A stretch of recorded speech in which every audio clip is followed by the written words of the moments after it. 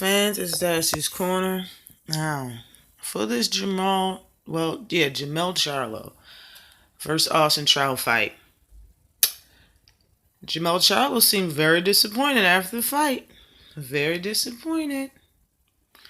Oh man, it was alright. It was a good fight.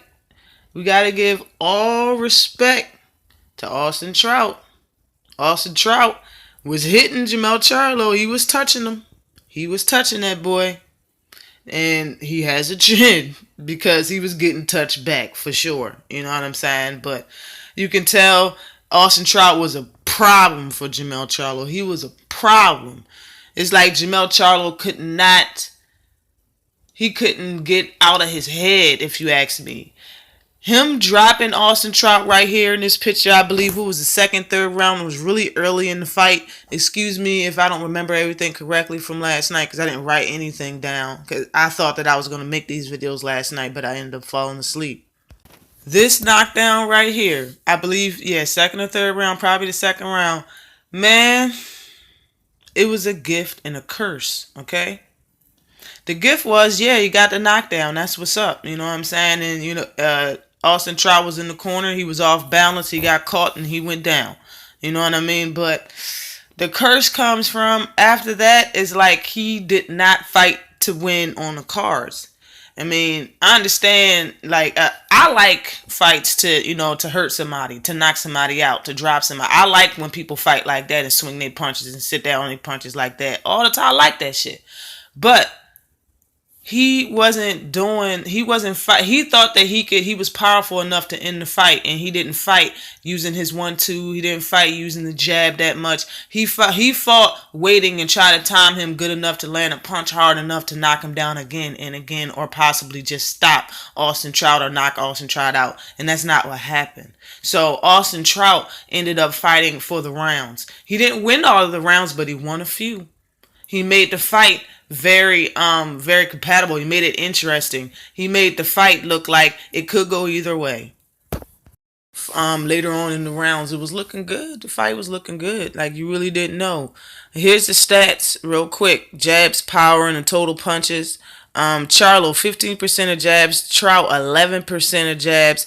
Power shots, 34%. Trout, 29%. Total shots, Charlo, 25%. And Trout 20%. That's kind of a close fight. Man, Jermell Charlo was supposed to stop this kid, and some other people thought he was supposed to blow him out of the water. If you ask me, there should be no reason, yo. He should have stopped. He should have stopped Austin Trout, and he knows that it's a disappointment. It's a disappointment. That's why he was looking very disappointed after this fight, and he kind of looked worried, like it could have been a draw. You know what I'm saying? But yo. Now, talking all of this cheese about Jarrett Hurd stopped Austin Trout. And you ask me, he fought a better fight against Jarrett Hurd than he fought against Charlo. He was better in that. This wasn't even the best Austin Trout, yo. It wasn't. He fought better against Jarrett Hurd, and Jarrett Hurd stopped him, busted him up real bad. It didn't go 12 rounds. He got stopped late in the rounds. That's what I had for this fight. I thought Jermell was going to stop him 9th or 10th round, but that just didn't happen. So this just makes the Hurd versus Charlo fight that much more interesting. And it's not going to be easy. I think Charlo needs to rethink all the shit he's thinking about Hurd. It's not going to be an easy fight for neither one of them, but it's straight up a 50-50 fight right now in my book. And if this fight does get named, the closer and closer it gets, we're going to have to see, yo, because Hurd, if the Jermell Charlo that fought Austin Trout tonight fought Hurd, I don't think Jermell Charlo would have won, and that's just how I see it. That's just how I feel, honestly. His accuracy was not there during this fight. It's like he was too close to throw the punches he was throwing, and when he was away, he didn't throw any punches. I mean, when he was outside and he could have used his jab and a little bit of reach, he didn't throw any punches. He was waiting on a big money punch. That was the bad idea. Like, he would have looked a lot better. He would have caused Trout more damage, and he probably could have got the stoppage or more knockdowns if he would have fought. He would have stayed working his 1-2 in the jab and not just looking for a big money shot to knock Austin Trout out or to stop this fight. I understand he wants to get the knockouts, but you a champ now, bruh. Like the knockouts is gonna come. If it comes, it comes. If it doesn't, it doesn't. You not don't sit and look for no knockout. Especially with Trout, he's too. He's a vet. He's good at what he does, and Lil Bro found out firsthand last night. That's not as easy as he thought it was gonna be.